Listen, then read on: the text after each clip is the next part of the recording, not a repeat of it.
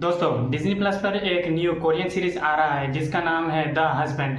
अगर आप एक मिस्ट्री थ्रिलर फैन हो तो आपको ये सीरीज बिल्कुल भी मिस नहीं करना चाहिए। ये सीरीज टोटल 12 एपिसोड का होगा जो आपको सैटरडे और संडे को ओटीटी प्लेटफॉर्म पर देखने के लिए मिल जाएगा। इसका सिर्फ अभी तक 3 एपिसोड ही आया है जिसको मैंने देखकर खत्म कर दिया है। और हाँ, एक जरूरी बात, इस सीरीज को आपको देखने के लिए इंग्लिश सबटाइटल में ही देखना पड़ेगा। इसका कोई डब लैंग्वेज नहीं आया है। इसकी स्टोरी की बात करें तो हमें एक डॉक्टर और उसकी वाइफ की स्टोरी दिखाया जाता है। एक दिन अचानक से डॉक्टर की वाइफ को एक किडनैपर किडनैप कर लेता है और जो किडनैपर उसको किडनैप किया है वो डॉक्टर को ही उस किडनैप में फंसा देता है। तो आपको ये सीरीज इसलिए देखना पड़ेगा कि डॉक्टर अपनी बेगुनाही कैसे साबित करता है और उसकी वाइफ को कैसे बचाता है और जो किडनैपर किडनैप किया है उसका मेन पर्पस क्या था। इस सीरीज की सबसे खास बात क्या है मालूम है?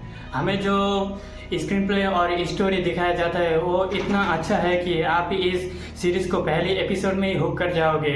डायरेक्टर ने जो हमें मेन कैरेक्टर्स का केमिस्ट्री और उनका रिलेशनशिप दिखाया गया है, अगर उनके साथ कुछ बुरा होता है तो आप उन्हें फर्स्ट एपिसोड में ही फील कर पाते हो। इसकी टेक्निकल साइड की बात करें तो इसका विजुअल्स एंड लोकेशन कमाल का है। अगर आप काफ़ी टाइम से कोरियन ड्रामास या फिर मूवीज़ फॉलो कर रहे हो तो आपको पता ही होगा कि उनका विजुअल्स एंड प्रोडक्शन कितना कमाल का है। तो इस सीरीज में भी आपको वैसा ही कमाल का देखने के लिए मिल जाएगा। लेकिन एक सीन ने सबसे ज़्यादा इम्प्रेस कर दिया हमें।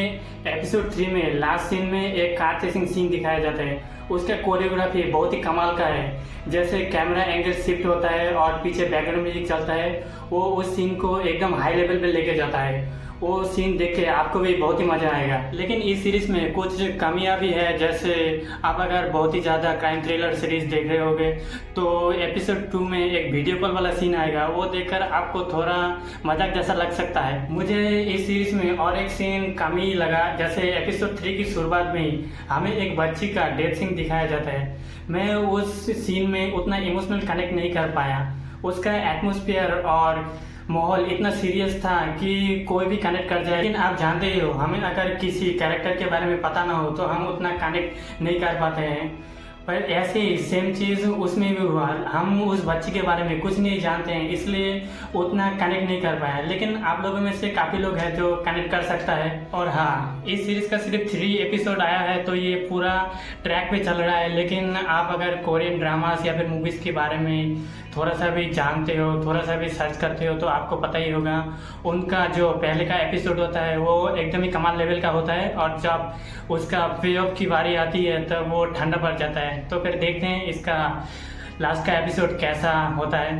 आप अगर इस सीरीज़ को फॉलो कर रहे हो तो मुझे ज़रूर बताना कि आपको ये सीरीज़ कैसा लग रहा है। और ये वीडियो आपको अच्छा लगा तो लाइक कमेंट शेयर ज़रूर करना। और मेरी ऐसी रिव्यू सुनना पसंद है तो मेरे चैनल को सब्सक्राइब जरूर करना। तो मिलते हैं नेक्स्ट वीडियो में। Tata bye bye.